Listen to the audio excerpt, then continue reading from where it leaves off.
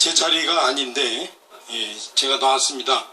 첫 번째 이유는 사실 저보다 먼저 하셔야 될 저의 사부님, 저의 은사님 김문수 지사님을 제가 제끼고 나와서 손상대 사회자님이 참 고약하십니다.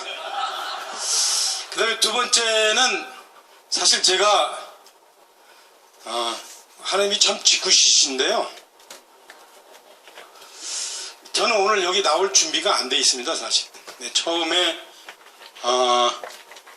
여러분께는 죄송한데 정토사 오늘 부처님 오신 날이라고 해서 저기 광학교회 동지이신 웅천스님이 콕 나오라 해서 나갔다가 거기서 제가 돈을 꿔준 사람이 있어요. 큰 돈을 꿔줬는데 그 돈을 꿔준 사람이 돈을 갚으러 왔어요. 어이구. 대박. 근데 그 돈을 제 돈으로 꿔준 게 아니라 정광훈 목사님 돈으로 꿔줬어요. 그래서 제가 받아서 중간에서 쓱 입마에 포켓하면 모든 게 끝나는데 아유 양심이 허락지 않아서 정광훈 목사님한테 드리러 왔습니다. 정광훈 목사님이 그거를 돌려주시면서 여기 와서 오늘 국민대에서 한마디 해. 그래서 제가 이렇게 나왔습니다. 예. 저는 여러분께 손상대 이 형님께서 말씀하시듯이 세월호에 대해서 특별히 드릴 말씀이 없습니다. 왜? 여러분도 저도 다 잘 알잖아요. 그거 교통사고잖아요. 슬픈 교통사고. 뭘 더 얘기합니까? 예. 그리고 그거 말고 또 제가 여러분께 얘기를 하기에는 제가 요즘에 방황 중입니다. 저의 방황기를 말씀드리겠습니다. 짧게. 저는 부정선거 때문에 진 게 아닙니다. 저는 원래 질 줄 알았어요. 그 가서. 왜? 지금 말하는 표 바꿔치기 부정선거가 아닌 갖가지 부정선거. 예를 들어서 문재인과 이재명이가 사람들한테 돈을 나눠줘. 그 다음에 문재인이가 이번에 지면은 자기들도 죽는다는 걸 아는 좌빨들, 그 언론들 모두가 문재인에게 가장 타격이 될 최명진을 먼저 죽이기 위해서 그들이 갖고 있는 모든 수단을 통해서 최명진을 괴물로 만들었기 때문에 저는 이게 내가 제대로 된 정신이 있는 사람만 나를 찍겠구나 라는 생각을 했어요. 저는 사실. 그래서 제가 이 자리에서 말씀드리지만 사실은 거기서 저는 이런 생각을 했습니다. 그래, 죽자. 장렬하게 죽자. 그렇게 했습니다. 그런데 그렇게 장렬하게 죽었으면 됐지 왜 방황을 하냐. 제가 이렇죠. 여러분 제가 또 짧은 성경 지식 얘기해도 되죠? 제가 이렇게 성경을 쫙 마태복음을 쫙 보면서 참 예수님은 이상하네. 본인이 스스로 무슨 얘기를 하셨냐면 내가 요나의 기적 3일 동안 고래 뱃속에 들어가서 나온 요나의 기적 그것이 내가 여러분에게 보여줄 수 있는 가장 큰 기적이다. 그렇게 말씀하셨어요. 그러면 예수님께서 3일 동안 무덤에 들어갔다 나오실 건데 뭘 저렇게 괴로워하셨나? 그렇죠? 저는 그게 의문이 들었어요. 그런데 쭉 그 과정을 제가 직접 겪어보니까 있더라고요. 그 무덤까지의 가기 그 과정, 이 인간의 몸으로 태어났기 때문에 온갖 고통, 정신적 육체적 고통, 그 모멸감, 모든 사람, 나의 어머니까지도 명진아 너 왜 미쳤냐? 이렇게 얘기하는 그 모멸감. 예? 그리고 정말 하루하루 엘리베이터를 탈 때마다 나이가 나보다 젊은 사람만 보면 저놈이 나 안 찍겠지. 이런 생각. 이 고통을 제가 너무너무 견디기 힘들었어요. 더더군다나 딱 끝나고 끝나고 나니까 저하고 과거에 같이 한솥밥을 먹었다고 하는 자들, 저는 좌파들을, 걔네들은 겁도 안 나요. 다 올 테면 와라 이게야. 걔들도 제가 그런 사람인 줄 알기 때문에 제 근처에 안 나타납니다. 저랑 한솥밥을 먹었던 사람인데 이번 선거 차명진 때문에 20, 30표가 수도권에서 날아갔다. 뭐 좋다고 해요. 근데 그 기회주의자들 말고 저랑 좀 그래도 그렇게 같이 좀 했던 사람들 누구도 언론이나 방송이나 신문에 뭐냐 차명진 때문에 떨어지긴 니들이 잘못해서 떨어졌지, 김정희 네가 말이야 세월호 피해가서 떨어졌지, 이 얘기를 하는 사람이 아무도 없더라고요. 그래서 너무 괴로웠어요. 그 다음에 그뿐만 아니라 더 큰 거는, 여러분도 아마 저하고 동감이실 거예요. 야, 내가 분명히, 저는 뭐 아시다시피 가방끈이 좀 긴데, 근데도 제가 보면은 생각이 좀 길게 이중적으로는 못해요. 저는 12월 달에 정광훈 목사님하고 요 김문수 지사님하고 요 손상대 형님하고 12월 달에 문재인 거꾸로 진다 그래서 저는 그런 줄 알았어요. 목숨 걸고 했어요, 저는. 그 다음에 그게 안 됐어. 4월 달에 총선 때 문재인이 거꾸로 진대. 그래서 저는 지역구에 가면 안 될 것 같다는 생각이 들었음에도 불구하고, 저 양반들이 저 얘기하니까 못 되겠네. 제가 좀 단순하죠? 저는 그래서 갔어요. 그래, 내가 간다, 이씨. 온갖 질시와 탄압을 무릅쓰고 간다. 텔레비에서 그냥 차명진이 어떻게 찡그린 표정만 내놓고 차명진이가 그냥 이게 어떻게 공천을 받을 수 있느냐, 미래통합당들이 미쳤냐, 그냥 막 때립니다. 그죠? 하루가 멀다고 때립니다. 그래, 그래도 간다. 왜? 정광훈 목사님하고 우리 김문수 형님하고 내가 된다고 그랬으니까. 저는 되는 줄 알았어요. 그게 안 됐습니다. 그래서 내가 왜 안 됐나, 하나님이 왜 나를 선택하지 않으셨나. 여기 계신 분들도 저한테 지나가면서 차명진 난 다음에 될 거예요. 제가 기도 열심히 했어요. 그랬죠? 책임지세요. 책임지세요. 저는 그 점에 대해서 정말로 진지하게 고민을 했습니다. 저는 원래 생각과 행동이 같은 사람입니다. 이 내로 두 가지 생각을 못합니다. 그래서 제가 그렇게 저한테는 충격으로 와닿았습니다. 그래서 지난 40일 동안 방황했습니다. 방황의 과정에 대해서 시간이 짧으니까 오늘 제가 결론만 얘기하겠습니다. 어저껜가 그저껜가 번뜩 생각이 들었습니다. 내가 떨어진 이유는 하나님이 나한테 다른 사명을 주시기 때문에.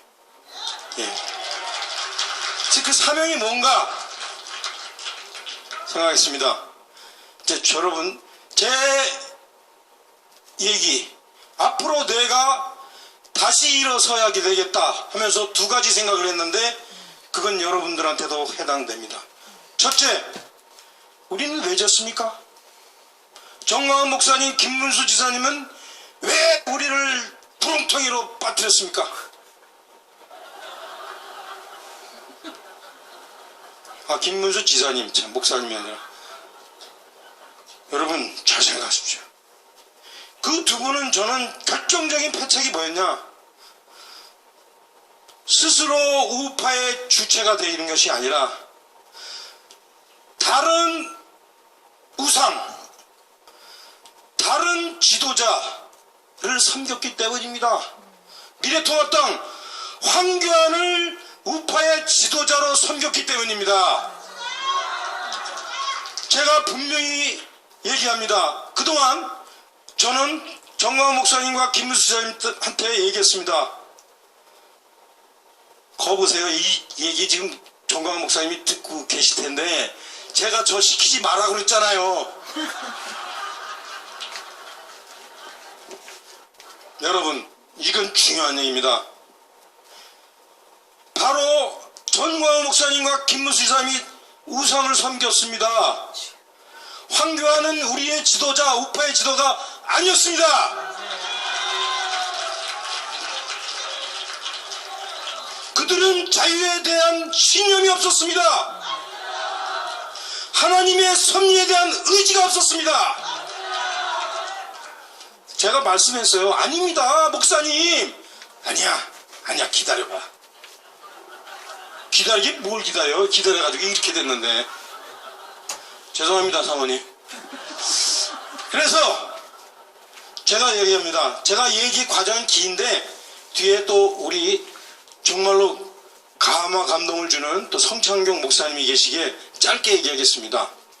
그리고 앞에 또 좋은 말씀 많이 해주셨기 때문에 이제는 여러분, 다행히 아까 손상대 형님이 얘기했듯이 그들이 스스로 다 물러났습니다. 그들이 스스로 보수 우파의 틀을 자기들이 껍데기를 벗었습니다. 이놈의 이리가 양의 탈을 쓰고 우리 울타리에 기어들어오더니 우리를 쫓아내더니 자기들이 양의 탈을 벗어버렸습니다. 이제는 저는 정광훈 목사님과 김문수 지사에게 요청합니다. 이제 우리가 주역이 됩시다.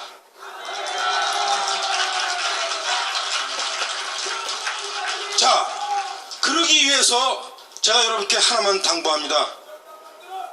여러분, 정광훈 목사님, 김문수 지사님 뿐만 아니라 여러분도 주체가 됩니다. 여러분, 제가 여러분께 분명히 말씀드립니다. 단순한 추장자가 되지 마십시오. 우파의 전사가 되십시오.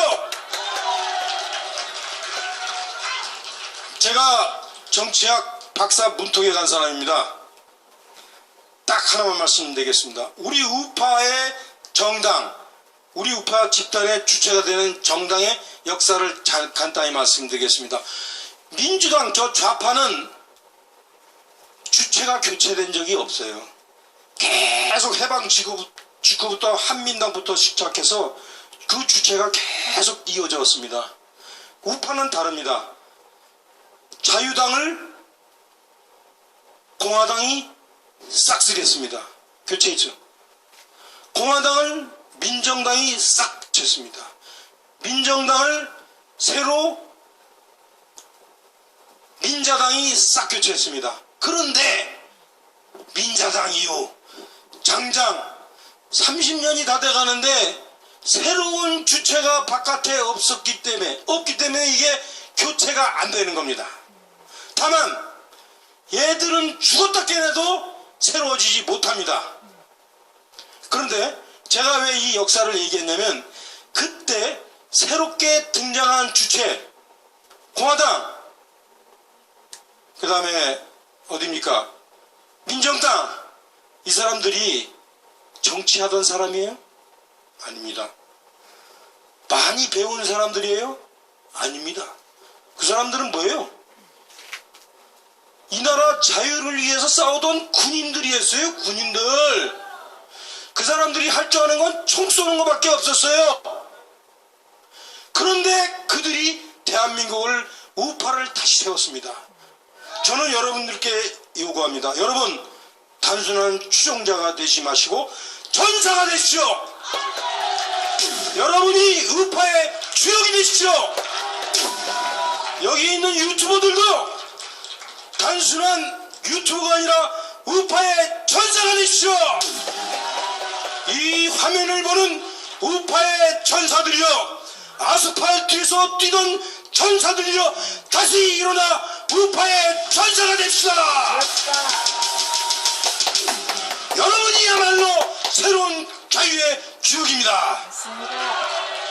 어디 다른 데 기대지 마시고요. 아셨죠? 그냥 아멘만 하지 마시고 이게 중요합니다. 여러분 우파의 전사가 되려면요 앞으로 어떻게 하셔야 되냐, 이제 정말로 치밀하고 적극적으로 집요하게 이 자리를 떠나거든 한 명이라도 우파로 설득하십시오. 아셨죠? 이게 정말 중요합니다. 왜 이것이 필요한가는 제가 다음에 얘기하겠습니다. 시간이 없으니까. 그 다음에 두 번째, 여러분 그냥 우리끼리 모이면 안 됩니다. 중요한 건 뭐냐면 모이는 데 있어서의 검증 과정이 필요합니다. 유학 갈 때도 토익을 봐야죠. 변호사 되려면 변호사 시험 봐야죠.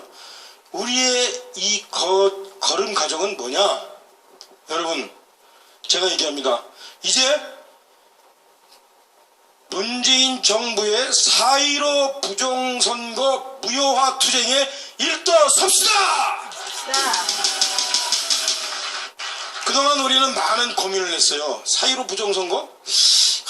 이거 저렇게 많은 사람들이 나서서 저렇게 조직적으로 할 수 있을까? 거기에 대해서 제가 말씀드리겠습니다. 이번 부정선거의 특징은 종합 부정선거입니다. 종합 부정선거는 뭐냐면 이 모두가 예를 들어서 컴퓨터 조작한 사람, 표 바꿔치기 한 사람, 그 다음에 투표함 나르기 사람 막 동원한 사람, 이런 사람, 이게 하나의 조직으로 체계적으로 된 게 아니라, 잘 들으십시오, 모두가 이게 우리가 배워야 됩니다. 열렬 좌파들이 각자가 알아서 자기 영역에 있어서 자기 나름대로 부정선거를 한 거예요. 그래서 이재명이는 40만 원씩 풀어주고 문재인은 100만 원씩 풀어주고, 그렇죠?